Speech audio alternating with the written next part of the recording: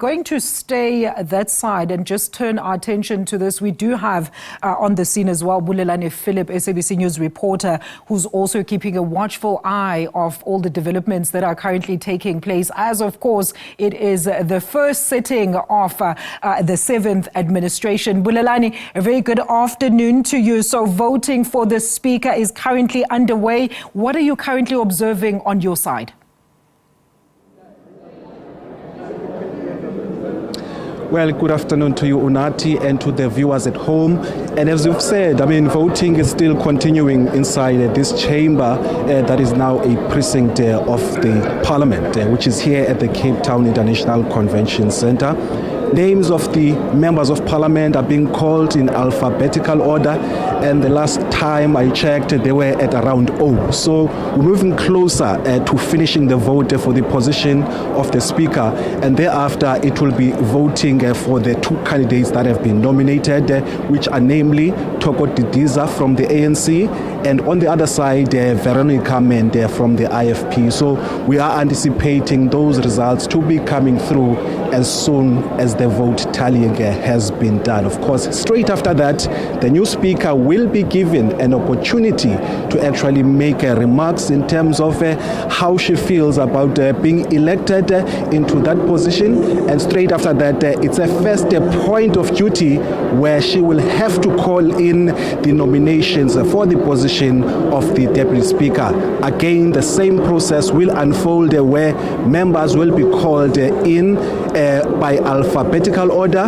make their mark, and thereafter the voting will be tallied, and the winner or the person that has been elected by the majority will be announced. And thereafter, the Chief Justice Raymond Zondo will then come and take over again, where he will then proceed with the election of candidates nominated for the position of president. But of course, the big news at this hour is the issue of a broad agreement that has been reached between the ANC and at least two other parties that will form part of the government of national unity. Of course, we'll take a reaction right here outside the precinct of Parliament, which is here at the Cape Town International Convention Centre, and bring in Matthew Parks, national spokesperson for COSATU. Coming into this first sitting of the National Assembly, you raised concern that you would be surprised or aggrieved if the ANC would have entered into a coalition with the DA. Now we hear that it's a government of national unity agreement. Is there a distinction there? And are you still having the same sentiments? Yeah, no, thanks for having us. Look, there is a huge distinction. A coalition is an agreement between one or two parties where they agree on certain policy platforms. And first, I would have been concerning because the DAs for many years in Parliament voted against labour laws. They voted against the transformation agenda. They've made many silly mistakes which workers have never been happy about. I think we're pleased that we've had extensive engagement with the ANC, with the South African Communist Party as our alliance, where they've explained to us the need for a coalition of, a government of national unity, which is very different because it's open to all political parties at different political persuasions. We would have preferred different options, but we've accepted the need for a GNU, given the challenges facing South Africa, facing the economy, facing workers, the state and society. And we've also been pleased that the issues that we've raised as COSATU with the ANC, the need for to respect workers' rights, to respect our labour laws, have been included in the GNU Declaration of Intent. The need for discussion with civil society, with labour, has also been included in the GNU Declaration of Intent. So for us, that gives us some comfort because those are for us very critical principles. We can't agree to a government which says we're going to abandon labour rights, abandon minimum wage. So we're glad the ANC has included that. And also a commitment to maintaining the transformation agenda, fight against crime and corruption, the campaign to renew society and the state. For us, those are sacrosanct issues. So very pleased in the GNU Declaration. Our issues have now been included, and it's a broad coalition. It's not coalition, sorry, I'm not using that word. Government of national unity. So you have. Let me help you there. There's obviously glaring contradiction between ANC policy and the DA policy. Talk about issues of the national minimum wage, the NHI, and the management of NSFAS. Now, do you expect this relationship to be sustainable? It has to be, because the challenges facing South Africa are huge. A 41% unemployment rate, high levels of crime and corruption, the issues of the state capture, the SOEs which are struggling from Eskom to Transnet to Metro Rail to municipalities. We have so many issues we need to deal with.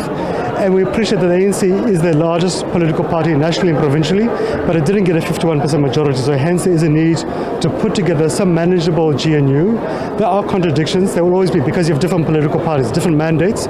But we think there's enough that we can agree on, from dealing with corruption, to growing the economy, fixing the state, that can keep the state busy. It will be a constant work in progress, and we also have to contribute towards as COSATU to make sure that the inevitable policy disagreements doesn't lead to collapse. And what we need to avoid is what we've seen in Nelson Mandela Bay, where mayors are chopped every few months, and that has a cost to service delivery, which has an impact upon working class communities. So we need to manage it very soberly, very calmly, but we have to maintain the principles which for us are non-negotiable: the Constitution, respecting the rule of law, respecting workers' rights, labor laws, respecting the need to transform society and to deliver to working class communities.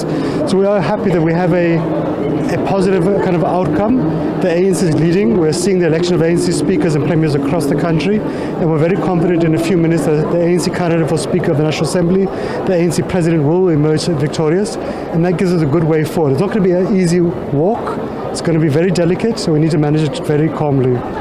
Let me bring you back again on this issue of the sustainability of this unity agreement. Now, if you look at this broad framework that has been presented, it's a broad framework. There still needs work to be done in terms of ironing out the detail.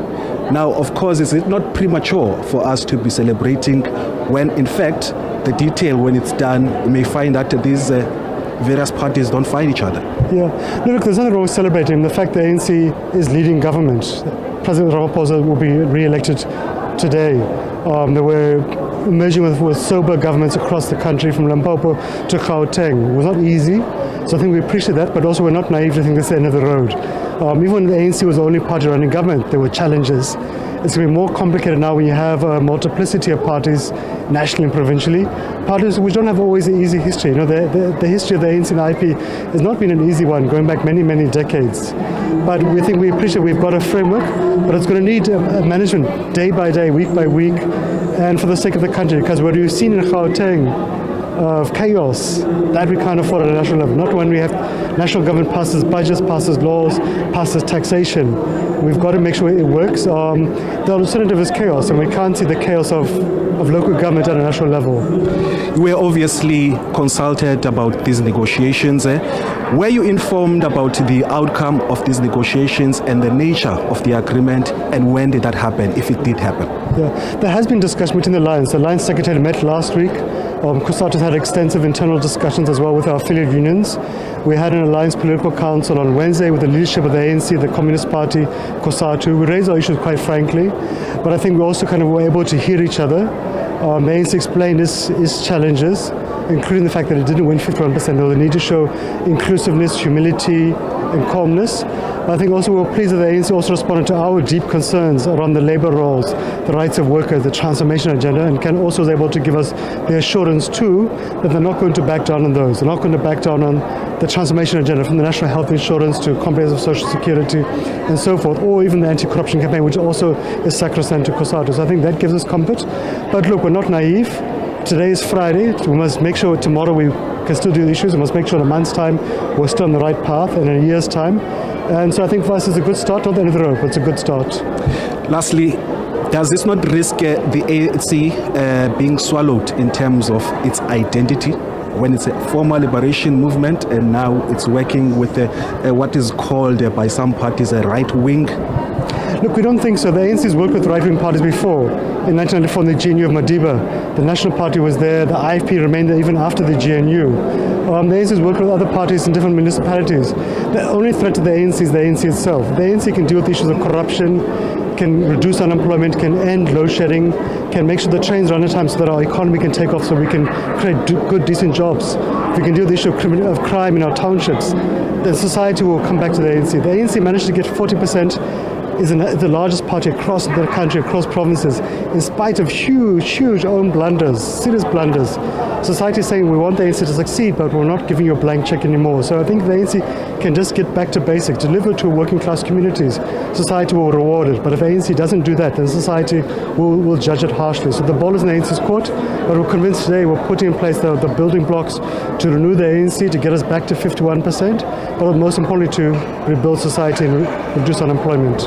Yes or no? It's a thumbs up for this agreement for COSATU? it's a cautious thumbs up, but there's a hard work ahead of us. All right, thank you so much. Matthew Parks is the national spokesperson of COSATU, of course, giving us an analysis of how the alliance partner of the ANC views this agreement. Of course, it's a cautious thumbs up, he says.